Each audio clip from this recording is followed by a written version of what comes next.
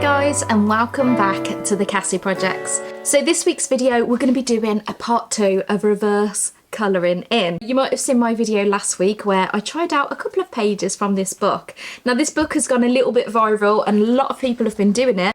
But unfortunately, the book is now sold out. Keri Rose Art did this brilliant video where she created her own colouring in page and she actually put it on her website for us to download. It's on Artistic Bear Co and you can download it for free as well. So yeah, I've downloaded it and I want to try it out today. Quite a few people have been trying doing their own colouring pages, including Jazza, and yeah, it just looked really fun to do. Not only that, I do want to do another colouring page in this colouring book. So we've got 3 things to do. Let's crack straight on. I think I'm going to start off with doing a colouring page in the book. Just to warm up a little bit. I feel brave enough to go straight into the book, which is crazy. So here is what I did last week. I've got these lovely purple plants and I also did this fantastic bowl of noodles, which I was so proud of. It just turned out exactly how I wanted it to. Now moving on, let's do another page of the book. This one I actually had my eye on last week. I was kind of deciding between a few and this was one of them. And straight away I saw just loads of leaves. So lots of these plants with lots of leaves growing. Yeah, so I just went in with my 0.8 pen. This is the one that I feel most familiar with, so I just find that gets me into the groove of things. And then when I want to bring something into that foreground, I go in with my nice dark brushed pen, so it's got a thicker nib, and that way I can make, you know, those 3 stems sticking out a little bit more. And then in the background I'm using greys, a 0.5, and even my bleed proof white this time, just to add a little bit more interest. Yeah, so something quite exciting. On my last reverse colouring in book, I had a So Craftastic and Keri Rose Art comment on my video. It was very, very exciting. Just for them to watch my video is quite an honour. And for them to comment on it is so epic. So that was nice. Do put your comments down below. And if you haven't already, please subscribe to the channel. It will help out a lot. So moving on to Chloe's paintings. So I've downloaded those straight off her website and they're completely free, and I've printed them on just some normal printer paper because, you know, I'm not using paint or anything. Now this one I think straight away looks like palm trees and a beach, but this one I still don't know. I still don't know what it looks like to me, and you need some inspiration, so I'm going to leave that one for today, and when I feel inspired I will pick it up. But yeah, so let's go on to the palm trees because straight away I can see something.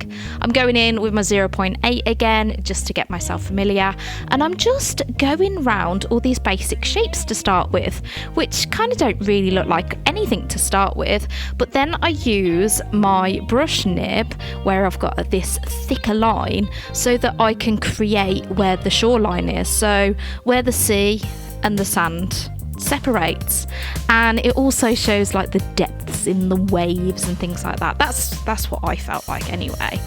And then I thought what would be really nice is to create a little bit of difference between the water and the sand. So with the water I added these wavy lines, and with the sand I did lots of dots, and I think that worked really well because it's still very abstract but it's kind of clear what it is at the same time.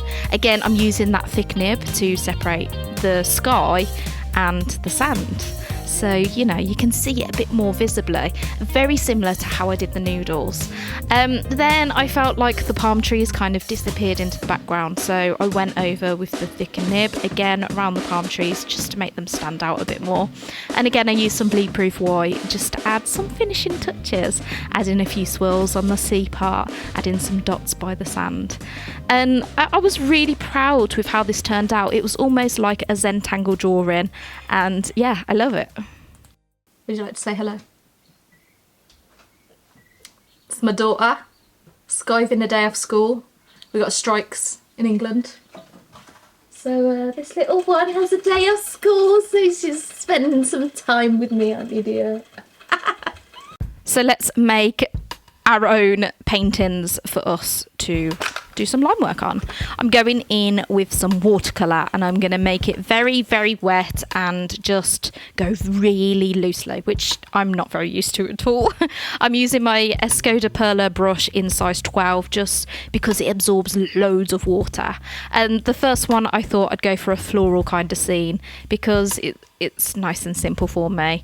It was really fun doing this actually. I would love to have a little bit more of a play of doing some loose watercolour art because I don't usually do that. I always start with a sketch. So this was really fun to do, just going for it and letting loose. This time I didn't plan anything at all and I used my big wide brush and just went in with some greens and purples and blues, added some thinner bits and just let it all run into each other. I made it really wet and just really, really loose. I have no idea what it is. If you know what it is, let me know. I think I'm going to put these on my website so that you can download them. That'd be quite fun, wouldn't it? And I'd love to see what you can make with them. So let's go in with some line work. I found this quite hard. I'm not gonna lie, I actually found it harder with my watercolour pieces than I did with the book, which was quite interesting. I felt like it was all in the foreground and there wasn't much in the background, and I feel like I could have done something better with that. So instead I just went Zentangle crazy and just added loads of lines and patterns. Now with the second one I was terrified, I didn't know what to do, so I did it on my iPad and I saw a face. Well, I saw an eye and a mouth and I just went with it and it was really, really fun. I did some thicker lines and thinner lines and created this really weird person, and I'm really, really proud of it. I think it's really fun and it's something I would never have done before. So there you go, there are my final pieces. I hope you enjoyed this video. Do download yours from Chloe Rose Art and on my website as well at thecassieprojects.co.uk, and I would love to see what you do with them. Thanks so much for watching. Do continue to watch more videos and I will see you next week. Bye!